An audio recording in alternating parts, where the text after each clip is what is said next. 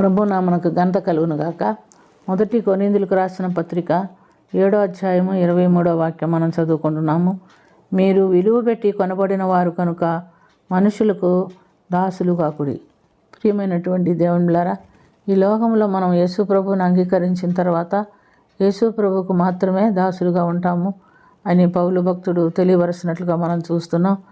మరి మనం గమనించినప్పుడు యేసు ప్రభు యొక్క పరిశుద్ధ రక్తములో కడకబడిన వారము, మన అపరాధముల చేతను మన పాపముల చేతను సచ్చిన వారై ఉండగా మనం ప్రభువులోకి వచ్చిన తర్వాత, ప్రభువుని అంగీకరించిన తర్వాత ఆయన రక్తంతో ఆయన మనల్ని గడిగి శుద్ధి చేసి ఆయన మహాకృపతోనూ మహాప్రేమతోనూ రక్షణకి పాత్రులమై ఆయనలో భాగస్థులుగా మారినట్లుగా మనం గమనిస్తున్నాం. ఎందుకంటే ఎవరైతే యేసు ప్రభువుని నోటితో ఒప్పుకొని ఆయన్ని హృదయంలో చేర్చుకొని జీవించిన ఎడల ఆయన తన రక్తంతో మనల్ని కడిగి శుద్ధీకరించి ఉచితంగా తన రక్షణను మనకు అనుగ్రహించును అని ఎరిగి ఉన్నాం. ఒక్కడు నిత్య జీవంలో ప్రవేశించాలంటే అతడు మరలా జన్మించాలని యేసు ప్రభు చెప్పాను. మరి ముసలివాడైనటువంటి నికోదేము యోహాను సువార్త 3వ అధ్యాయం 1-6 వాక్యాల్లో ఈ అంశాలు మనం గమనిస్తున్నాం. అతను అడుగుతున్నాడు, ముసలివాడనైన నేను మరలా నా తల్లి గర్భంలో ప్రవేశించుట ఎలా అని అడిగినప్పుడు దేవుడు చెప్తున్నాడు, ఒకడు కొత్తగా జన్మిస్తే తిరిగి జన్మిస్తే తప్ప దేవుని రాజ్యంలో ప్రవేశించలేము అన్నాడు. కొత్తగా జన్మించడం అంటే మారు మనసు నిమిత్తము నీళ్లలో బాప్టిసము, వాక్యానుసారమైన జీవితం జీవించే పరిశుద్ధాత్మ అభిషేకం మనకు కలిగినట్లుగా మనం గమనిస్తున్నాం. 1 కొరింథీ 6:15లో కూడా దేవుడు మాట్లాడుతున్నాడు, మీ దేహము క్రీస్తునకు అవయములై ఉన్నవని మీరు ఎరుగరా. మరి ప్రియమైనటువంటి దేవులారా, అదే 1 కొరింథీయుల రాసిన పత్రిక 3వ అధ్యాయం 16-17 దేవాక్యములో మనం గమనిస్తే, మీరు దేవునికి ఆలయమై ఉన్నారనియు దేవుని ఆత్మ మీలో నివసించుచున్నదని మీరు ఎరుగరా.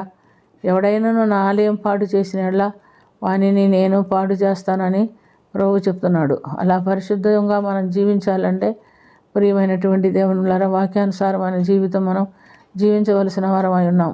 పేతురు రాసిన 1 పత్రిక 14వ అధ్యాయంలో నేను పరిశుద్ధుడు కనుక మీరును పరిశుద్ధులై ఉండుడి అని చెప్తున్నాడు. పరిశుద్ధులై ఉండటం అనగా మరి 16 నుంచి మనం 16 వాక్యంలో చూస్తే, మీ పూర్వపు అజ్ఞాన దశలో మీకుండిన ఆశలను అనుసరించి ప్రవర్తించక మిమ్మల్ని పిలిచిన వాడు పరిశుద్ధులై ఉన్న ప్రకారము మీరును సమస్త ప్రవర్తనలందు పరిశుద్ధులై ఉండుడి అని చెప్తున్నాడు. కనుక మనము మన యేసు ప్రభు రక్తంలో కడిగిన వారమై ప్రభు చేత పిలువబడిన వారమై ఆయన వంటి పరిశుద్ధ జీవితం జీవిస్తూ ఆయనకి దాసులుగా జీవించడానికే ఏర్పరచబడి ఉన్నాము. కనుక ఈ అలవాట్లు ఏ జీవితంలో ఎటువంటి మనుషులకు దాసులు కాకుండా, ఈ అలవాట్లు మనల్ని బానిసలుగా చేయకుండా సంపూర్ణమైన విడుదల పొంది దేవునికి సాక్షులుగా ఈ లోకంలో జీవించడానికి యేసు ప్రభు మనకు కృప అనుగ్రహించున్నాడు.